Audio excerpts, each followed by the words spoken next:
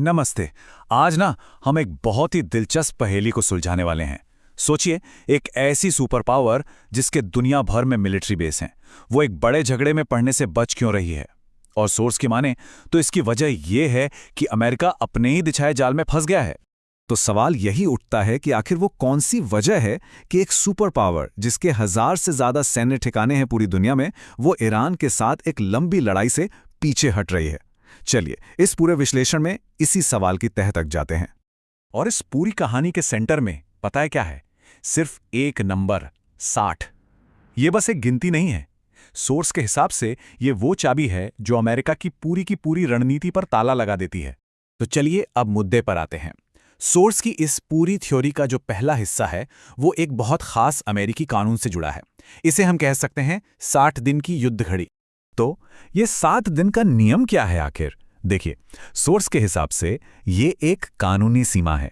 सीधी सी बात है, अमेरिका का प्रेसिडेंट कांग्रेस से पूछे बिना 60 दिन से ज्यादा जंग नहीं छेड़ सकता।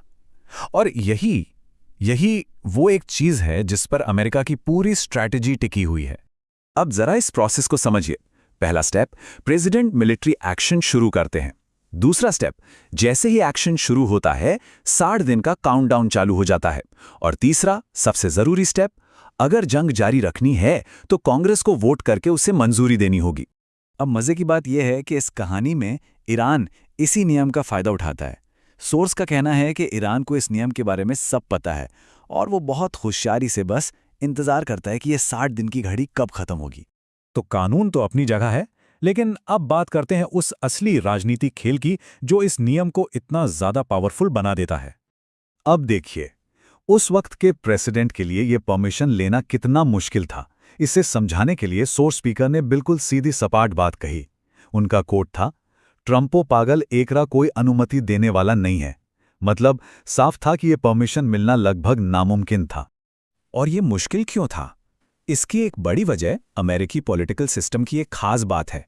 सोर्स बताता है कि वहां के नेता अपनी पार्टी के खिलाफ जाकर भी वोट कर सकते हैं। यानी कोई अपनी ही पार्टी के प्रेसिडेंट के खिलाफ वोट डाल सकता है, जिससे कांग्रेस से मंजूरी मिलना और भी मुश्किल हो जाता है।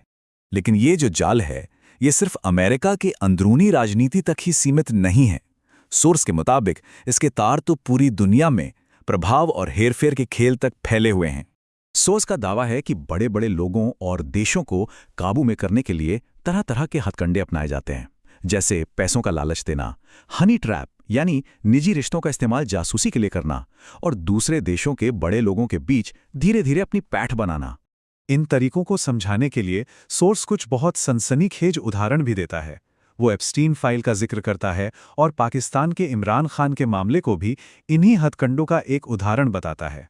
अब हम उस किस्से की तरफ बढ़ते हैं जिसे सोर्स अपनी थियरी का सबसे बड़ा सबूत मानता है।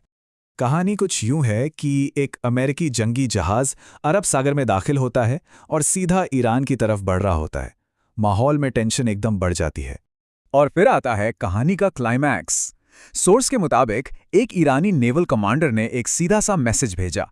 मैसेज था, हिंद महासागर में वापस जाओ, नहीं तो मैं फायर कर दूंगा। तुम्हारे पास 40 मिनट हैं। तो इस सीधी धमकी का नतीजा क्या निकला? सोर्स का दावा है कि अमेरिकी जंगी जहाज चुपचाप मुड़ा और उस इलाके से चला गया। सोर्स के लिए यह इस बात का पक्का सबूत था कि अमेरिका ने अपने कदम पीछे खींच लिए। तो इस पूरी कहानी का निचोड़ क्या है? चलिए इस जाल वाली थियरी के जो मेन पॉइंट्स हैं उन पर एक नजर डालते हैं।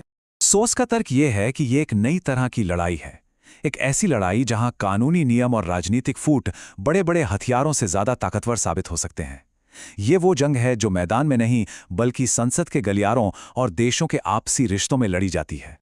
और ये सारी बातें हमें एक बहुत बड़े सवाल पर लाके खड़ा कर देती हैं। आज के ज़माने में यानी 21वीं सदी में किसी भी देश की असली ताकत क्या है? क्या वो सिर्फ उसकी मिलिट्री है या फिर कुछ और? सोचने के लिए एक बहुत दिलचस्प सवाल है।